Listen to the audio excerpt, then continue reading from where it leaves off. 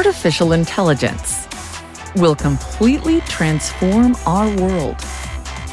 But what is AI? Why will it affect you? And how can you and your business survive and thrive through the AI revolution? Welcome to AI and You. Here is your host, author, speaker, and futurist, Peter Scott. Hi, welcome to episode 240. As you may have noticed, we've spent a lot of time focusing on education lately because virtually every issue around AI, pro, con, in between, is reflected in education right now, and teachers are on the front lines of this disruption. So it's especially important that UNESCO, that's the United Nations Educational, Scientific and Cultural Organization, has developed an AI Competency Framework for teachers. And here to talk about that and his other work is the co-author of that framework, Mutlu Cukurova, Professor of Learning and Artificial Intelligence at University College London. He investigates human-AI complementarity in education, aiming to address the pressing socio-educational challenge of preparing people for a future with AI systems that will require a great deal more than the routine cognitive skills currently prized by many educational systems and traditional approaches to automation with AI. He is part of UCL's Grand Challenges on Transformative Technologies Group, was named in Stanford's Top 2% Scientists list, and is editor of the British Journal of Educational Technology and associate editor of the International Journal of Child-Computer Interaction. We're going to talk about the role of UNESCO with respect to AI in education, societal and ethical issues of large language models in developing countries, the types of competencies assessed in classrooms that are affected by AI, what the AI Competency Framework for Teachers is and how to use it, and that's just this week. Wow. Let's get on with the interview. All right. Mutlu Cukurova, it is a pleasure to welcome you to Artificial Intelligence and You. And we are continuing with our deeper dive into AI in education. And you have a pivotal role in the UNESCO AI Competency Framework for Teachers, which just came out. And we're going to be talking about that initially. And perhaps you can describe for us your role and title on that work and how that came about, actually. How did that start? I'm always interested in how these things emerge or how they are ideated, because they seem to emerge as though it was fully formed from the head of Zeus, as it were. But someone had to have that idea, and maybe you can tell us something about that initially as well. Sure. Thanks, Peter. It's been a pleasure being part of the discussion. So AI Competency Framework for Teachers essentially stems from the fact that there are fundamental differences between traditional information and communication technologies and artificial intelligence technologies. And these differences require specific new competencies to be developed by teachers for them to be able to effectively and ethically use AI technologies in their practice. So particularly within the context of how do we provide a big picture, general visionary framework to countries in which teacher training and support in teacher education with regards to AI competencies either currently not considered at all or are very limited. So UNESCO has been very heavily engaged in supporting countries where these kind of considerations might be quite deprioritized in the agenda of governmental decisions. So it's an initiative to be globally relevant, to help people start thinking about how do we educate educators about AI so that they can use it effectively and ethically. This work is part of a 3-year research project that was initially aiming to look at existing literature on AI competencies for non-technical audiences. So this is not a framework that aims to provide technical AI development competencies of teachers, not to make them programmers, not to particularly make them AI experts and data scientists, but help them understand the fundamental strengths and weaknesses of these technologies, as well as their societal and ethical implications, so that they can utilize these technologies effectively and ethically in their practice. After the first year of the project, it has become quite clear that there is a global need. So there was a UNESCO survey looking at the existing teacher training opportunities on AI competencies in 2022, and that survey revealed that only 7 countries out of all UN member countries already had an established AI competency training for their teachers.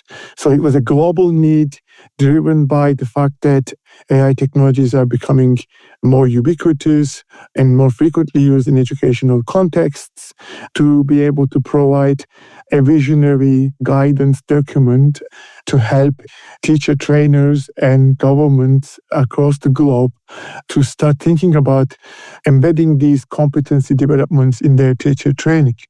And I have followed the progress of UNESCO developments and publications in this respect. And it started with the things you were mentioning there in 2021, AI in Education Policy Guidelines, which notably preceded the popularization of generative AI when ChatGPT came out at the end of 2022. So you were already on the ball there with that. And tell us something about your background in this field, that how you got into this. What struck you about it that appealed to you? How you worked your way into a position of authority and experience in AI in education? Thanks, Peter. Obviously, AI in education has been around for decades. I would argue that the history of AI in education is more or less aligned with the history of AI in general. As soon as people and researchers started developing implementations of AI for various human development purposes, and numerous educational tools and applications of AI have been developed. And I did my PhD on designing and developing a technological intervention that is driven by a more traditional AI technique that adapts the content to the current levels of the mastery of a particular learner in order to be able to provide appropriate levels of difficulty in the context of higher education. So I was interested in this area of how can we use intelligent technology to be able to align the appropriate level of content, appropriate level of feedback in order to be able to support and optimize human learning has been my interest for long years. Of course, as I have progressed in this area of AI in education, particularly after my postdoctoral research and had taken my first tenure position, I started building my own lab on AI in education. And in this lab, we are particularly looking at 3 categories of implications of AI for education. And the first category of work is looking at how do we design, develop, and evaluate AI technologies that are able to solve some of the fundamental problems of educational contexts. This is quite a technical work that actually involves developing technologies and looking at the impact evaluation of these technologies in real-world educational contexts. Second line of work is looking at how do we educate people about AI so that they can use AI more effectively and ethically. That is the line of work that brought me in contact with UNESCO with regards to their work, and I've been leading their expert group on AI competencies for teachers. But this work has been a significant line of research in my lab long before UNESCO AI Competency Framework. And then there is the third category of research that is essentially looking at if AI is a ubiquitous technology, what are the required innovations that need to take place in our education systems so that our education systems are able to cope with the changes that are brought by AI technology? So that would be looking at reconceptualization of assessment, for instance, development of various curricula, competency-based education system implementations, all sorts of educational innovation. And so my lab is interested in all these three lines of research as I'm currently directing. But my individual interest and research started from the actual design and development of intelligent technologies, adaptive systems to deliver content acquisition to individual learners. Wow, so much to work with there. And that last category covers so much. When we talk about AI in education, the number of touch points between those spheres is breathtaking. You've got the use of AI in education. You've got teaching about AI to understand, teaching how to create AI. You've got teaching how to use AI. You've got the use of AI in the classroom itself or outside of the classroom as extracurricular parts of the education journey. And the one that most people are obsessing about is homework. And then you've got how does education teach what the effects of AI are on the world, because this is affecting every subject, every sector, every industry. And so teaching people to enter yesterday's world is no longer productive.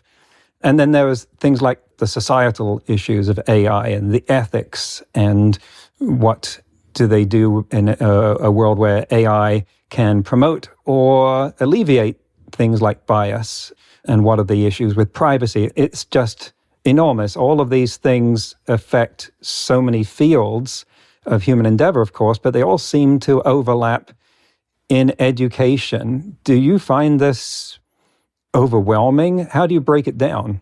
Well, of course, it is actually quite a large space, particularly when we talk about these broad terms.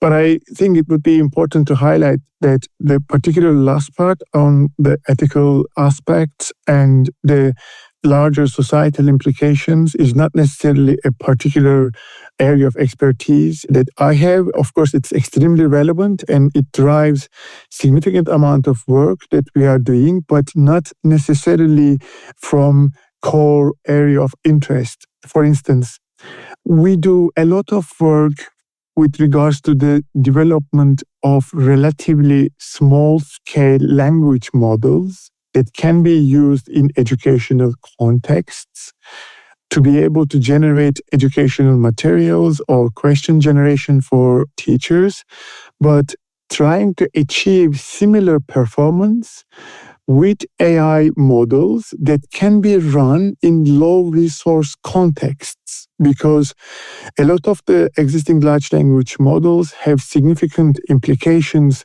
on the sustainability considerations, but also various societal and ethical considerations. Many countries still struggle to be able to afford to have access to these large language models. There are significant issues with the vendor lock-in, so you have to be part of a particular company's set of products. There are significant issues of not being able to run these models in mobile tools, for instance, that requires different kind of infrastructure. So all of these societal and ethical issues that are associated with the large language models derive our interest in being able to develop small language models that can be run on open source, low resource contexts. But my interest is not in this large scale of investigating these implications, but more on the how do I actually improve the performance of a small model that has, let's say, 60 million parameters, so that I can actually take it to Kenya on a mobile phone, so other people who do not really have access to large language models and the required infrastructure and resources associated with them can still have access to AI and benefit from it. So what I'm trying to say, I guess, is that although all of these three considerations that I have just told you about are very large-scale considerations. In each one of them, we have relatively well-scoped space of research that we are specifically focusing. For instance, in the innovation of education systems dimension, our particular interest is within the area of assessment. So we are very much interested in how do we innovate our assessment structures and approaches so that they can actually cope with the fact that today large language models can generate assessment responses that puts majority of our existing assessment approaches and makes them obsolete. So we are working, for instance, significantly in this space of moving towards process assessments and process evaluations of students' learning behaviors and try to use these as reliable and valid assessment methodologies rather than only focusing on outcome assessments of student submissions, because these outcomes can be very easily generated with large language models. Just to give one very quick example, essay writing is a fascinating example, for instance. So I find it really fascinating that although if you speak with educators about their purpose of giving essay writing as an assignment for an assessment, most of the competencies that they're interested in developing in students are process-driven competencies. Oftentimes, what is being assessed at the end is what is submitted as a final essay to a particular assignment. But actually, educators are interested in students' capabilities of synthesizing knowledge, their ability to regulate their learning, to be able to work on a topic that is assigned to them. They are interested in looking at students' ability to set up goals, look for information, monitor their goals in writing an essay, how much edit do they make from the beginning until the submission point. So they are very process-driven competencies. So what we are working on, for instance, in my lab, are these kind of systems that could help us track and monitor students' essay writing processes so that we can provide formative feedback on their interaction of writing an essay that relates to these specific competencies that educators are actually interested in, rather than only assessing the final essay as a product that is submitted. So this is a very specific part of the required innovations in our education systems. So the way that we cope with this complexity is to choose a small slot within this big picture and in-depth focus on these aspects. Wow. The rate at which I'm writing questions down in response to things you bring up is divergent. We're never going to end this interview. This is fascinating. I'm actually excited about this. And you're talking about assessments there. This is, well, what I wrote down is it's the journey, not the destination. And the analogy that's made me think of is that it's like giving people the goal of getting from one place in downtown Manhattan to, say, Harlem. And you expect, or you're used to expecting them to run it like a marathon. And you have goals that they will realize some level of personal development, physical and mental and so forth from doing that. But then a bunch of them hop on a bus. And if you're only looking at where they get to, you see them arriving, and you see them arriving considerably before the ones that were running the race.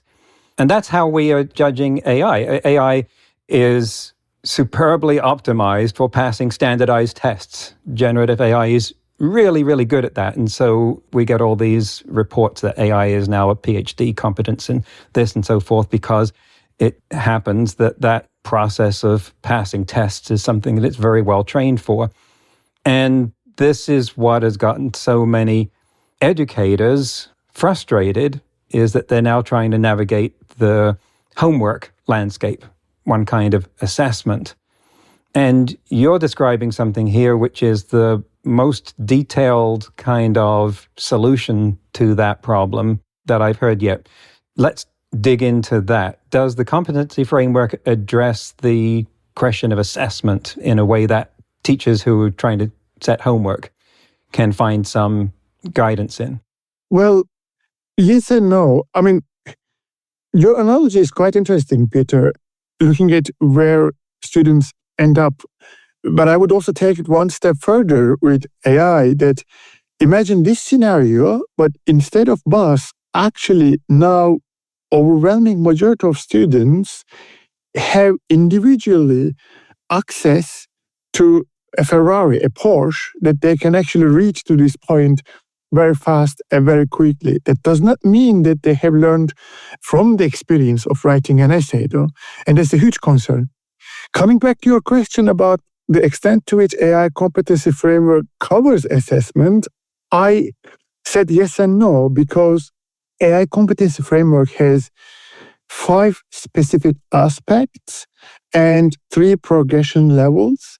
And one of these 5 aspects is AI pedagogy. So these are the competencies that are associated with teachers' pedagogical capabilities of integrating AI effectively and ethically in their practice. And this aspect is supposed to cover all 3 dimensions of curricular activities, pedagogical implementations, and assessment.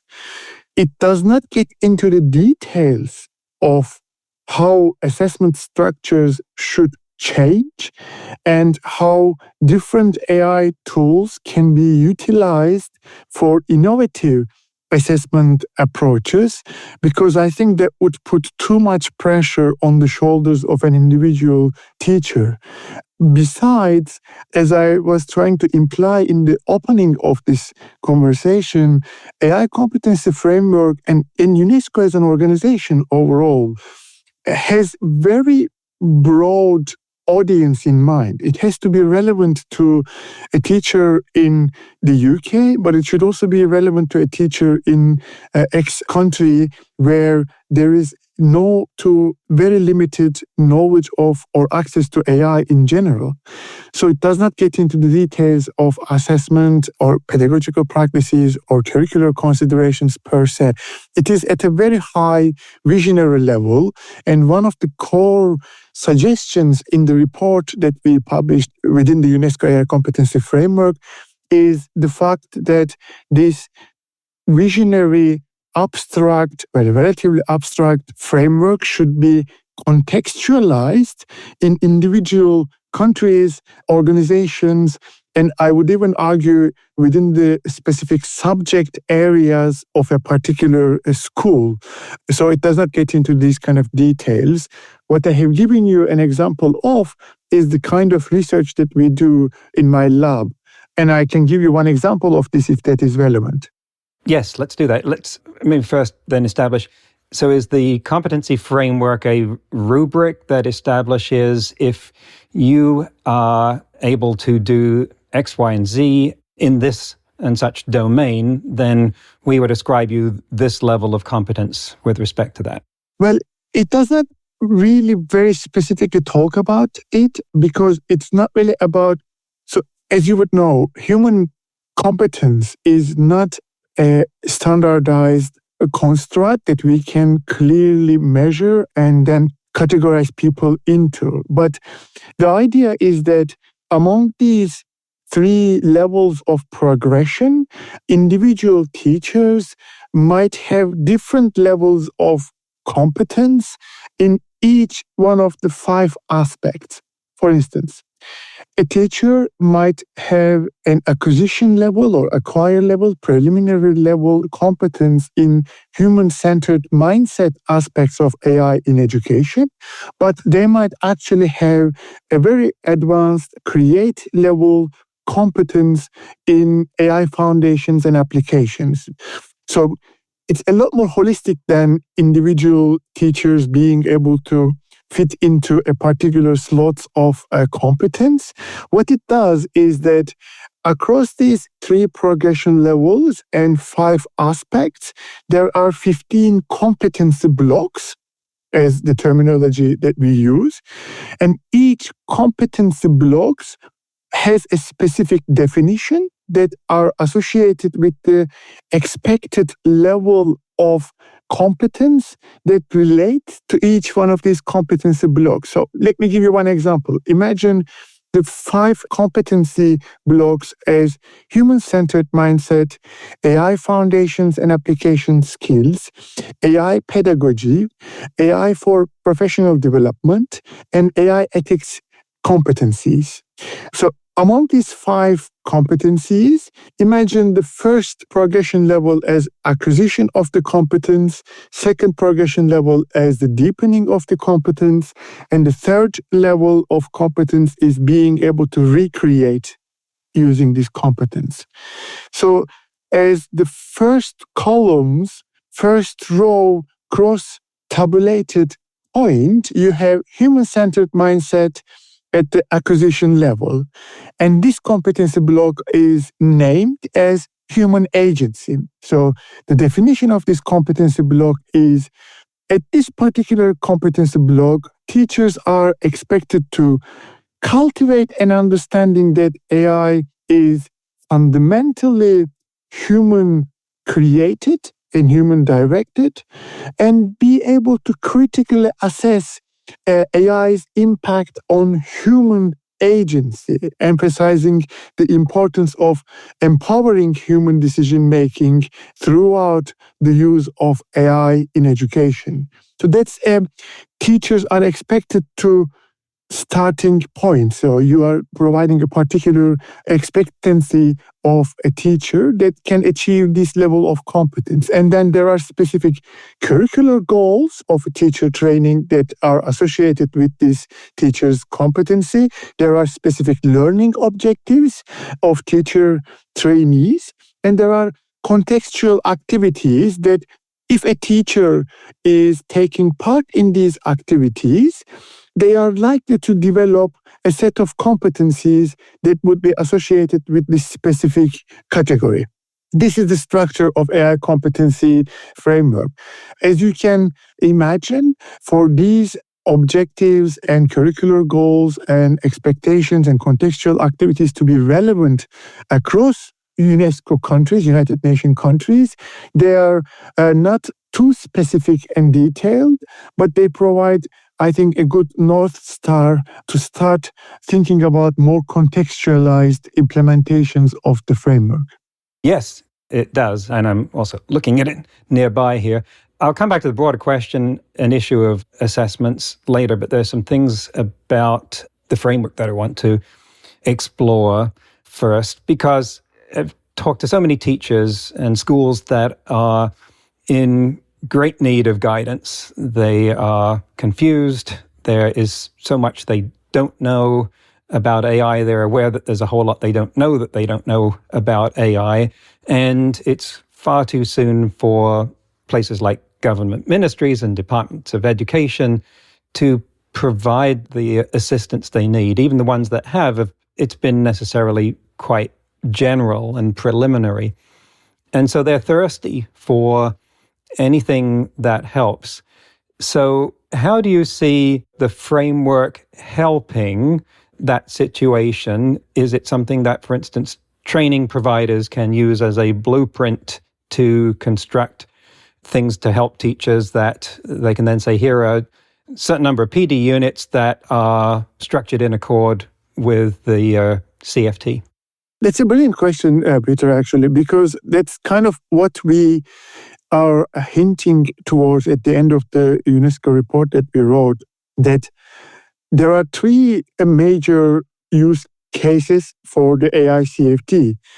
One of them, I think perhaps the most important one, is this framework can be an excellent starting point for ministries and governmental organizations that are interested in conceptualizing AI competencies at a much broader level than most of the existing academic literature and existing gray literature do, by considering humanistic principles and principles that drive an organization like UNESCO or United Nations to be put in the core of our future teacher training implementations. If you look at the literature of AI competency development of teachers and students, most of the existing academic literature focuses on three particular aspects. So, one is AI foundations and practical skills. Most people consider AI competencies equated to developing a particular set of skills to be able to use a particular tool and developing some foundational knowledge about the basics of AI. There is some literature relatively smaller to this initial point that looks at AI ethics, those issues about the transparency of these models, accountability of these models, and the fairness of their use cases, the bias issues of these models.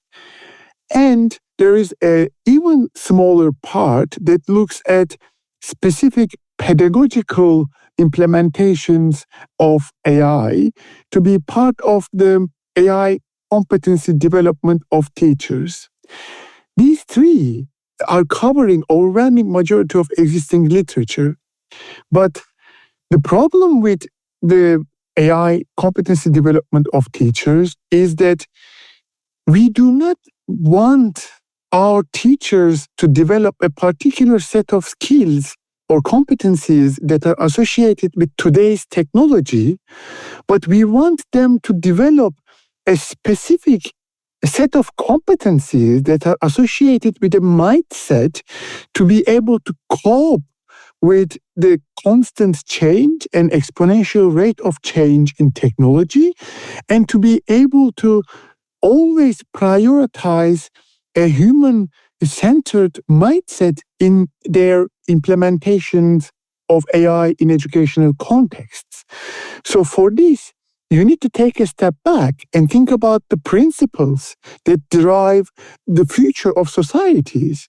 So the AI Competency Framework of UNESCO actually does not limit AI competencies to these three aspects that are very pragmatic and driven by academic research and empirical work, but brings in a much more holistic set of competencies that are mainly associated with the principles of the society of the future. Like, what kind of society do we want to live in? So that's why I think it is an extremely important North Star for governments or governmental organizations to use and further contextualize. So that's the first major use case, in my opinion. But in addition to these relatively, I think, perhaps smaller use cases can be considered as specific teacher training organizations are literally using these tables that we have provided to think about their own curricular goals and maybe take some of the curricular goals that we have provided in the AICFT report and build upon them to be able to further advance this into a teacher training curriculum. Because building a curriculum would require a further specification of the tables that we have provided. But it's a really good starting point for a teacher trainer. And at last, individual teachers or groups of teachers can use the AICFT framework as an opportunity to self-test or self-evaluate their own competence on particular aspects of the use of AI in education. I can easily see individual teachers who have the interest and motivation to think about what should be the kind of professional development I should engage in and personally develop myself to be still relevant in an AI ubiquitous world for my students. It's an excellent table, a set of activities and set of learning objectives for them to think about their individual professional development. So I would see these three-layered use cases, and each one of them having relatively different degrees of the engagement with the AI CFT framework. Oh, thank you for spelling out those scenarios. That's really helpful. That's the end of the first half of the interview. Next half, next week. I want to focus on what Mutlu said near the end there about how the framework is not about assessing competencies associated with today's technology, but competencies that are associated with a mindset to cope with exponential change in technology. I know, sounds simple, but easier said than done. That's what I've been talking about for many years now, and it's so important. All you teachers out there especially, think about what he's laying out there about the direction that this implies for your professional development. In today's news, ripped from the headlines about AI, Google DeepMind has built an AI system designed to aid people in resolving conflicts. It's called the Habermas machine, after Jürgen Habermas, a German philosopher who argued that an agreement in a public sphere can always be reached when rational people engage in discussions as equals with mutual respect and perfect communication. I've got to say, Jürgen, that's the most optimistic take on public conversations I've heard in a long time. He says that the reason why people can't agree with each other is fundamentally procedural and does not lie in the problem under discussion itself. There are no irreconcilable issues, it's just the mechanisms we use for discussion are flawed. If we could create an ideal communication system, Habermas argued, we could work every problem out. Like I said, optimistic. Chris Summerfield, who was on this show in episodes 116 and 117, said, quote, we tried to rethink how people might deliberate and use modern technology to facilitate exactly that, end quote. The Habermas machine relies on what's called the caucus mediation principle. This is where a mediator, in this case the AI, sits through private meetings with all the discussion participants individually, takes their statements on the issue at hand, and then gets back to them with a group statement trying to get everyone to agree with it. In one test on a real British population, the agreement rate for the statement, quote, we should be trying to reduce the number of people in prison, rose from a pre-discussion 60% agreement to 75%. Mind you, they did not reach agreement on Brexit. Rome wasn't built in a day. Amazing. Next week, we'll conclude the interview with Mutlu Cukurova, when we'll talk about how the competency framework helps teachers use large language models, intelligent tutoring systems, the distinctions between human and machine intelligences, how to find the place to be human in a world of expanding AI capabilities, and the opportunities for teachers in this world. That's next week on AI and You. Until then, remember, no matter how much computers learn how to do, it's how we come together as humans that matters. That's all for this episode of AI and You. Please leave a rating and comment and share with your friends. Get the book Artificial Intelligence and You and see more videos and articles at aiandyou.net. That's aiandyou.net, where you can also send us your questions. Thank you for listening.